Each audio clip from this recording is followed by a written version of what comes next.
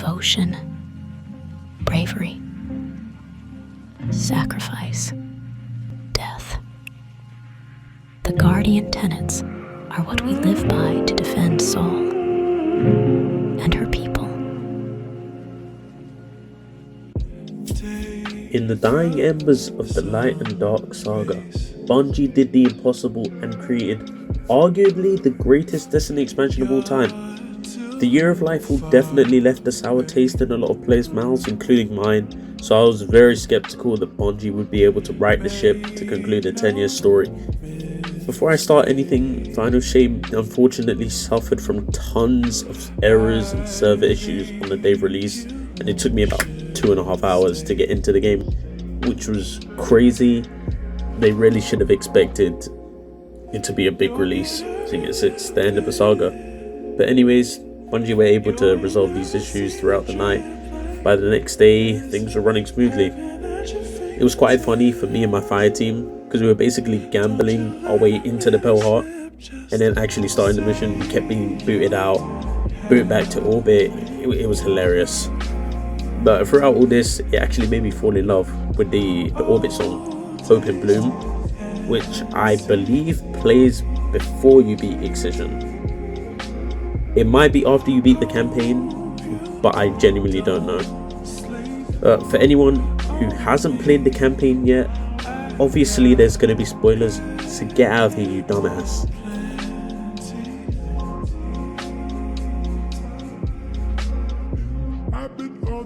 Now, Prismatic. Bungie definitely learned from their shortcomings of Lightfall. Some may argue that a third Darkness subclass would have been better, and that Prismatic seems slotted in when it was announced. But we were teased with it back when the Final Shape was first announced with Tessellation. Its perk is property undecidable, and since exotics tied to expansions have been related to the theme of the expansion, with Osseous Trigger being Hive related and Quicksilver Storm being related to Strand, I'm surprised no one made this connection. To be honest, no one really could have made the connection because Prismatic didn't exist. But either way, Prismatic made the most sense to end the Light and Dark saga, as many characters talk about the line between Light and Dark, so it was fitting that our Guardian was the one to destroy that line. Anyway, I played Titan throughout the campaign on Legendary, and honestly, the base kit that we got, it held up pretty well. I really enjoyed Tyler Arsenal. It genuinely felt powerful, just like throwing those axes at the enemies, pulling them in. It was a lot of fun to use, even like picking up the axes as well. Really fun, super. Honestly, Bungie throw some more of these into the Titan class. I would not be opposed to it. Transcendence being a little mini super, honestly was amazing. It's really fun to use, and it's actually got great utility as well. Really good at clearing out smaller ads and just chunking out bosses and things like that. It's really good. Honestly, Bungie definitely cooked with this one. I also really like the way Prismatic was incorporated into the campaign, because with my bad gang, my bad. With Lightfall, it seemed like super subclass, whatever you want to call it, with a hint of campaign. But with the Final Shape, you gain access to Prismatic immediately, and then you unlock the abilities and aspects as you go through the campaign. So honestly, that's a win. I really like that change, because I genuinely do not appreciate being edged with abilities. I don't know who at Bungie thought that was a good idea. It was terrible.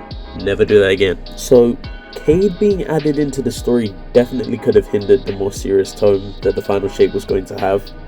For the most part, he towed the line between being goofy like he normally is in D2, more serious like his D1 counterpart. For those that played Destiny 1, you'll get what I mean. But he tended to stay a bit more reserved thanks to the seriousness of the story, not to mention how Ikora initially reacted to him being alive again. I honestly couldn't have predicted this.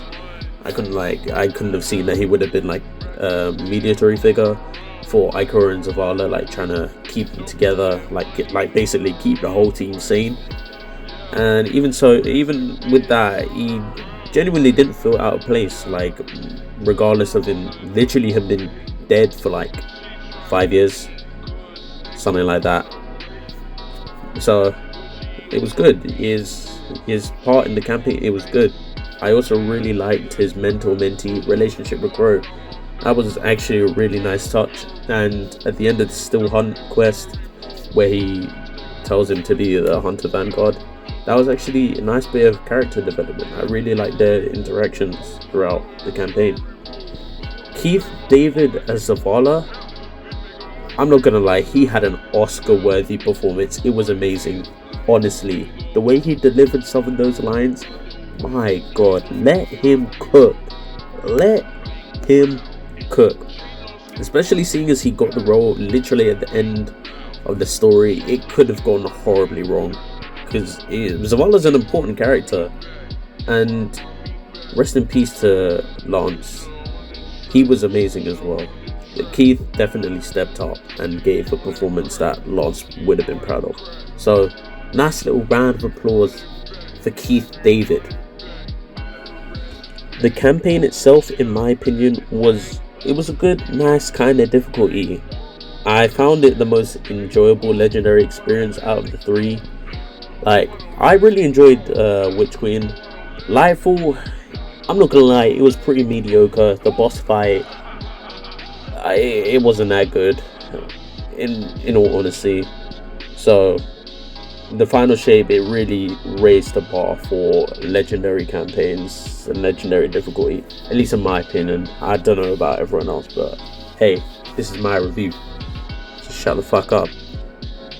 The Dread were a needed addition into the game. Like, honestly, playing with the same kind of enemies year after year gets a bit dry, a bit stale. The Dread, I really like them. They're a really, really cool enemy race. And I kind of want to know what they're saying. I know Bungie did say in the Vidoc that people can translate what they're saying. So I'll be keeping an ear out for that, seeing what the hell they're actually saying. I'm not gonna lie, they're probably talking mad smack. But hey, that's just me. Dread definitely aided in cranking up the difficulty of the campaign, and also the contest raid experience, but more on that later. The pacing of the campaign was handled really well, despite it having basically less time to work with because it was 7 missions instead of the usual 8. But I will say the first 4 or 5 missions, I think until after you find Zavala, I can't remember if that's mission 4 or 5, they were a bit slower because they had basically most of what was included in the trailers. So that's like the marketing stuff, like the stuff that like drew people in. So there wasn't really anything new that happened. But after that, everything really started to ramp up, partly because there was only like 2 or 3 missions left. But anyways, it was alright. I didn't really mind it. Zavana's internal struggle and crisis of fate in the light was definitely a highlight for me. Especially seeing as everyone is like trying to hold the team together. Everyone's like, yo, we need to kill the witness. We need to stop the final shame. And Zavala, I'm not gonna lie, he was struggling during that campaign. And honestly, I genuinely don't blame him. It was crazy, everything that's happened to him in his life. He lost his wife, his child, he's lost Amanda. He's had so much loss, and the Travelers basically said nothing to him.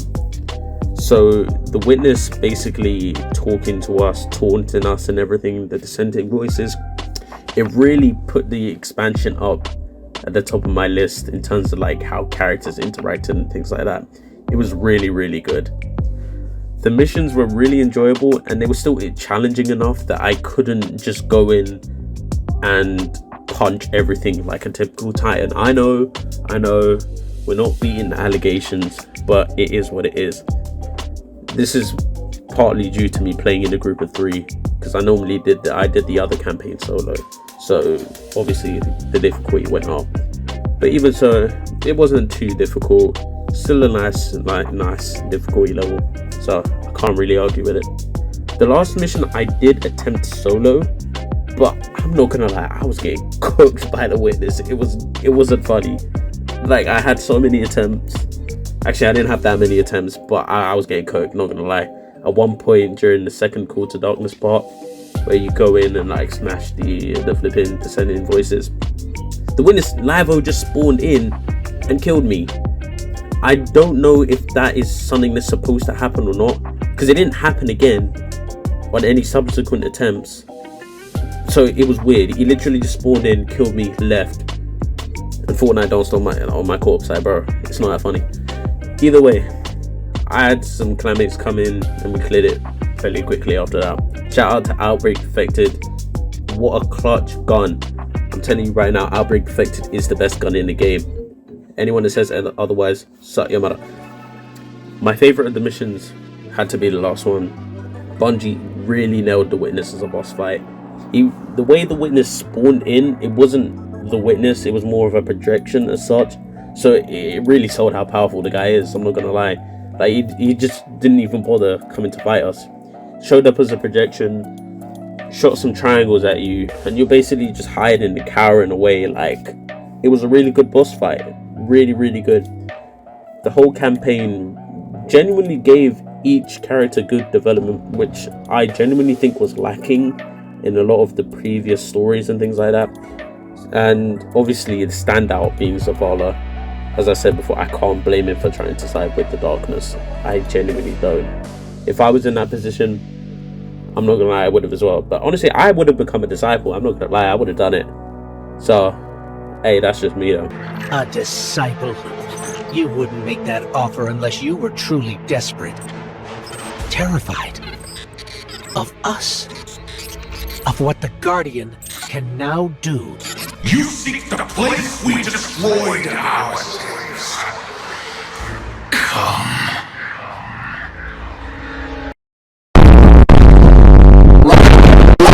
So when Zavala actually went to go and talk to the Witness and Taj's ghost eye, I'm not gonna lie, that death low-key hit me. It low-key hit me because comparing it to Rohan's death in Lightfall, Rohan's death was garbage. Like, who at Bungie thought, yeah, we're cooking with this one? No, you weren't. It was terrible. It was bad. But then again, we had barely any time with Rohan, so it meant nothing. It served zero purpose. We barely had any time with Taj either, but the thing is, we knew of him previously, so his death was far more impactful. And yeah, I definitely felt that death, I'm not gonna lie. So, after slapping the Witness up a bit and then getting spit out and crawling away and then having Mara come and save us, the cutscene after was cinema. It was amazing. The Witness was geeking, bro, I'm not gonna lie. It caught me so off guard. He's been composed since his introduction, and if he starts screaming about how we're not worthy, like, chill out. It's not that serious, and you canonically touched a child. I heard that you a pedophile, you touch little boys and girls, my bitch. The hype I got from finishing the campaign and seeing that in cutscene was second to none. I genuinely love those cutscenes a lot. That final battle with the Witness approaches text, too clean. It was so hard. Honestly, Bungie cooked with this one. Bungie were cooking with the whole campaign, the whole expansion. Honestly, really set the scene for the upcoming raid, and it couldn't have been done better. Now, the final mission, Excision. What an experience that was. The intro cutscene was amazing. Seeing Zavala using the darkness for the first time. Oh, let Bungie cook. The soundtrack did not disappoint as usual. The first part was a lot of fun, even though it was just captured the point. But when you got to the second part, that's where it really got to it. Seeing the Witness for the first time was crazy. It was so crazy. It's just this massive being orchestrating the imminent destruction of the universe. Crazy. Like, the stakes, you could definitely feel the stakes as you were doing that mission. The music and everything with the melodies of the different themes, the Witch Queen theme, the Lightfall theme, the Cabal themes, just layering on top of each other. It was kind of emotional, I'm not gonna lie. The Witness damage phase was a lot of fun because me and my team, we did it literally the second the raid was beat. So none of us had any idea how the Witness actually attacked, because a lot of teams, they had their screens blocked out, so no one really knew what the hell was going on. You just heard sounds and whatever. So it was honestly a good boss design by Bungie. I know initially I had the thought that maybe the Witness was going to be a roaming boss like Rogue and Nezarec, But honestly, knowing how big the witness actually is, it did make sense it was more like this, and honestly, I like it like this, so fair play to Bungie. Final cutscene genuinely almost brought me to tears. It was amazing. It was a really, really good cutscene. A arcade speech as well. It was amazing, genuinely. It was really, really, really good storytelling, so good job Bungie on that front. Now for the Pale Hearts itself, Bungie were definitely in this bag with this one, I'm not gonna lie. The choice to make the destination linear with the campaign, it was actually a really good change from the same old free roam planet that we've had for every expansion in the series. It's a nice touch, and Bungie should definitely continue with this format for the next expansions. From starting at the threshold towards the ritual site, there was not one section of the Pale Heart that didn't seem fully fleshed out. Seeing the corruption of the darkness is spread as you made your way towards the witness monolith really added to the immersion of the destination. It was amazing. The vibrancy of the initial parts of the destination is genuinely some of the most beautiful scenery I've ever seen in a game. I don't care what anyone says, it's really, really good. Like, just take a look at the videos.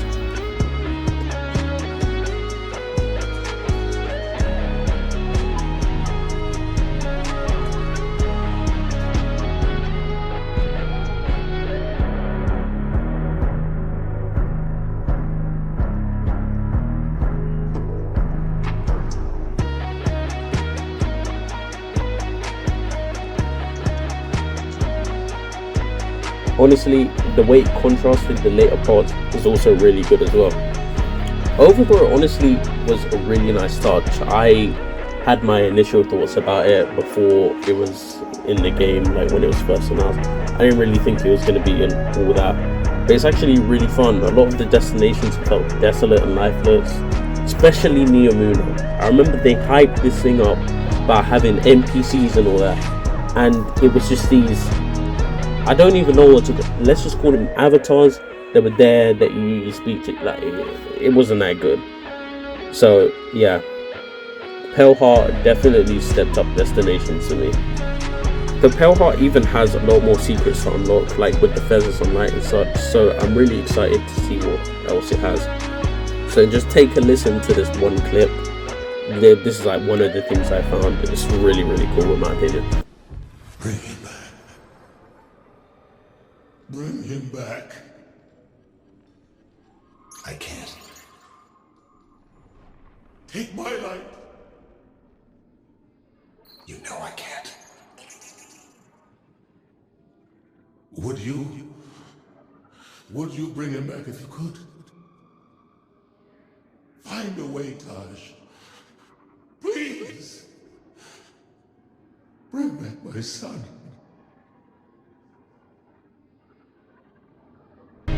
So now to talk about the raid Salvation's Edge along with the raid race. It's summons you fucking no matter the size. Giving up keys, you giving up, please. Sip my drink, but I got your bitch all on her knees. They know I'm a big boss, got a big boss in this bitch. They know I'm a big talker, have my big body and they shit. Know it's how me, bitch, R.I.P. Bitch, they die. Turn the light on. I'd say I'm relatively new to day one raiding, seeing as I started my first day one with the Destiny 2 iteration of Vogue. All my day one experiences have been LFG, and my god was it relieved to have an actual team to attempt to tackle the hardest raid in Destiny's history. Me and my team were at the first encounter for I think maybe 16 hours or something. I don't remember, but our attempt ended at the second encounter, which in my opinion was really good. I wanted to go for longer, but hey, we definitely did a good job getting past that first encounter, and we did get to DPS a number of times on the second one, so I can't really complain. Hopefully the next raid that Bungie puts out, we can complete that one. So yeah, I do look forward to that one. As far as first time experiences go, I preferred having a raid race like this one versus Route of Nightmares, seeing as that one literally took 2.5 hours to complete, which is crazy work. But I think Salvation's Edge is definitely a special case where Bungie definitely pulled out all the stops and went from a 1 to 10 when it came to the intensity. It's one of the best looking raids they've ever made, and the scale of it is genuinely crazy, and it's even more crazy when you consider that the raid is the Witness itself. The whole raid and everything, that is the Witness, which is insane. Definitely didn't expect something like that, so fair play to Bungie. I think they really did contest mode some extreme justice after Root of Nightmares, the absolute shit show that what that was. And I think they really needed to, given that this is the hardest enemy we've ever fought against. Honestly, another side note, whoever designed attendance, I'm going to hunt you down. That second encounter with those attendants is not a joke. If you played on the left side, you know exactly what I mean. So, to finish, honestly, I'm really impressed with what Bungie have done with the final shape, as I wasn't confident that Bungie was going to be able to right this ship. Into the Light definitely brought my hopes up with Pantheon and all that. I really do hope that makes a return. Pantheon was definitely a lot of fun. In my opinion, I think the final shape was a 10 out of 10. But I will say, I don't know why we always have to wait until the direst of moments for Bungie to bring their A game. With the Taken King, Forsaken, and arguably Witch Queen, and now the final shape. Those were all times where Bungie needed to perform, and they did, so hey, I can't really be mad. Bungie cooked so hard that Metacritic scores are higher than Witch Queen for both professional reviews and user submitted scores. I don't expect the final shape to win Game of the Year, but it should be considered in the running, which is a crazy thing to say. I don't think Destiny has ever been in the Game of the Year awards, apart from last year with Community, the Community one. I have no idea how it managed to get in to be nominated for that, but hey, let them cook, I guess. Do I expect it to beat Elden Ring? Definitely not, for a multitude of reasons, mostly due to it being the finale of a 10-year saga, so it required a lot of previous knowledge and things like that, so it's not exactly beginner friendly, but it's still crazy nonetheless. Congrats to Bungie, you put out a real banger. Let's hope that we can have some more of this going forward in the future and not have a repeat of the game being in the mud and then you guys locking in and performing like you guys always do. So let's hope in the next expansion you do, you put out the same quality, like have a back-to-back banger. Let's have it like that. You've shown you can do it multiple times, so just keep it up. Thank you very much for watching, and I will see you in the next video.